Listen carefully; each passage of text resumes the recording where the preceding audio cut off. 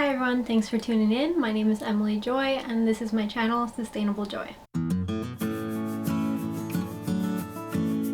Today I wanted to make a couple of reusable produce bags, bulk bags, however you want to call them. A lot of times when I'm already out and I want to make a stop at the bulk store because I'm missing something, I often don't carry around jars with me. So I thought by making some bulk bags that I could always have some with me in a bag, and they're not big, they don't take up much space, and then that way I'll always have some. So it'll hopefully be a good solution to that problem. Today I wanted to make two different kinds of bags just to see which kind is easier to make. I have with me an old t-shirt that now has some holes and it's just really old, to repurpose that. Or I also have some leftover material from a previous project. So all I have with me today is the shirt, the material, some string to put through the loop at the top to be able to close the bags, and some leftover yarn and a needle. And of course some scissors. So without further ado, let's get into it. Alright, so first let's start off with the one I hope is easier, the shirt. What I wanted to use the shirt for is because, as you can see at the bottom hem, it's already got the loop done for the top, so I'm hoping I can just thread when I make the slit, because I want to make two bags out of this by cutting in the middle. I'm hoping I can just take the thread and weave it all the way through, and that part's already done for me, so fingers crossed. Let's hope that part works out. Alright, so this shirt itself has a pocket at the top, so that's where I'm gonna stop the bag and cut across there. So you can see right here, so it'll go up to about there.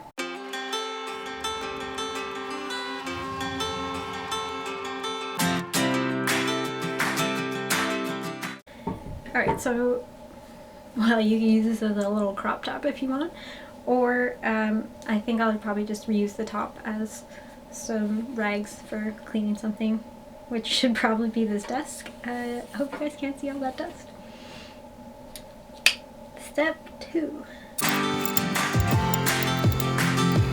All we have to do is sew down this side and the bottom.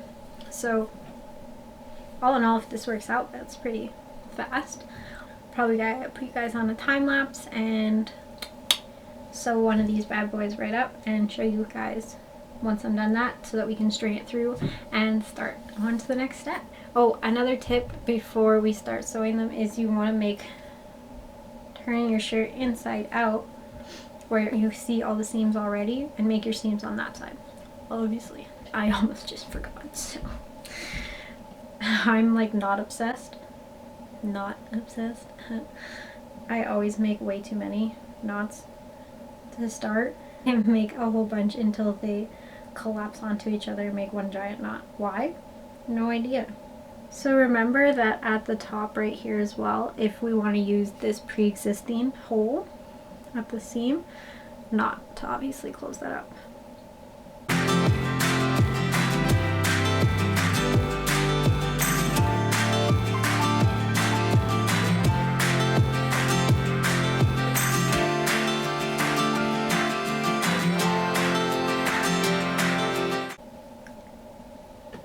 Okay, so I just finished stitching it. Let's turn it inside out and see how I did. I was like, that looks really nice, but that's the shirt part. I see maybe one or two spots that I'll fix, so I don't know if you guys can see, but it's not a fancy stitch. For the most part, I'm pretty happy with it. Obviously, it's not super straight, but I'm not mad. So now we'll take our cord, black or gray. I think I'll go gray for this one. I have a safety pin. I'll be right back. Okay, let's test it out. Tie this and hope for the best.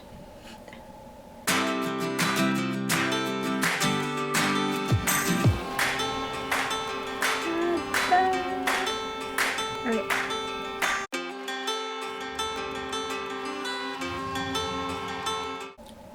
And make a knot.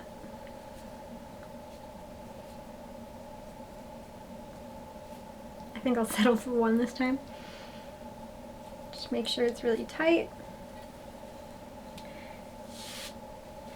And there you go. That took me about 10 minutes, and definitely your first one is going to be a lot longer than your others. I think I might even, my mom has a sewing machine and I might cheat a little and do it a bit quicker. So that one will be the exact same as this one. I'm really happy that I tried it with the t-shirt. I think it was a really simple hack. It saves you a lot of time sewing not only one extra side, but also just doing that folded part where you have to kind of keep a straightish line in order to be able to put the string through. So good beginner hack. Now that I'm looking at this shirt, I'm just hoping that it's not too thin of a material.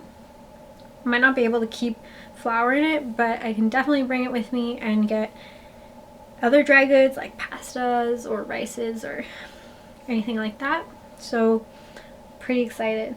Now for the more basic one of just using regular material, it'll honestly be the same thing.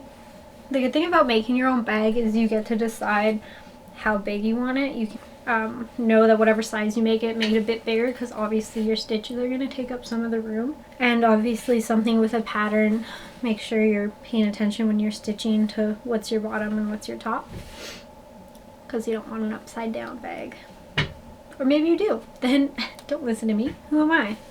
This works out well too because the top part is white, and because it already shows you a straight line, I think it'll be the perfect size to be able to thread this through. So I think I'm going to make sure I just sew along the white. Here's the one I'm going to sew by hand, and then just like the other one, the other shirt one, I'm going to cut the other side and sew it up quick with the sewing machine.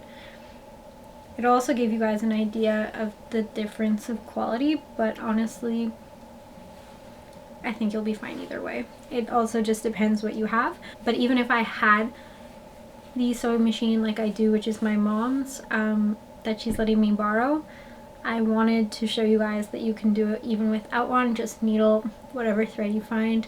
Okay, so now just like the other one, I'm going to thread my needle and start sewing. The only difference is I actually have to do all of the sides because this is now two pieces of material just stuck together, which I will have to invert like this.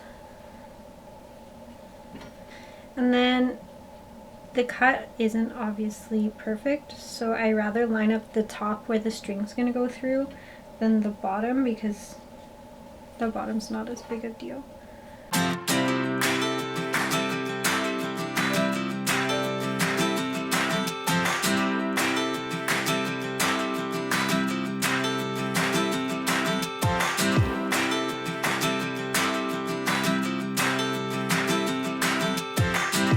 Kind of have to sew this to the top and then fold it over and sew the bottom so that you're still able to put the string all the way through. Here's the slits, and now all we have left to do is put the string through.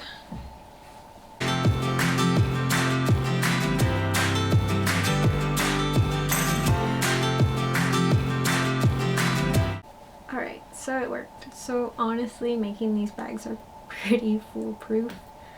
Once you figure out a couple things, it's pretty straightforward. So there we go. Just to show you guys, it's a super simple stitch on the inside. That's why I'm wondering if it'll actually hold. I'll let you guys know. But it worked, it made it through, and there you go. So close it up. Another way you can, if you want to make sure that it's really tight, is if you take this, make a loop, and then just put it over the top, like that, okay? And then pull. It makes a little extra knot over the top. Now we have this one made completely from just two pieces sewn together, or we have our shirt one. Honestly, both easy to make, but I would say the shirt one was a bit easier to make just because you don't have to do this part on top, and you know the stitch is gonna hold on pretty well. Also, you save thread because there's already the stitch here and there's already the stitch here. So if you have an old shirt that you're not going to use anyways, I'd recommend trying it with a shirt. And if you have some leftover material you don't know what to do with, this is also a bit thicker of a material, so you can do whatever you like with that as well. So there are the two made by hand. I think I'll go make the other two by the sewing machine, and I'll meet you back here after that. Alright, so I'm back and I'm done. I have my 2 hand sewn bags and my 2 sewing machine made bags. Honestly, it took me longer to remember how to use my mom's sewing machine than it did to make the stitches, so very fast with the machine. But if you don't have one, this still didn't take me very long, especially the second one, because I knew what I was doing at that point and kind of get into the groove of it. Honestly, it's pretty relaxing to do, and I'm pretty proud of all of the results that I have, and I'm pretty excited to pop these in my bag with me to always have and take my first trip with them to the bulk store. So yeah, I'm pretty happy with my first DIY on this channel, and let me know if you guys like seeing DIYs, if you have any ideas of other DIYs you want me to do. So thanks for watching, and together let's make sustainability a joy to practice. See you guys in the next one. Bye.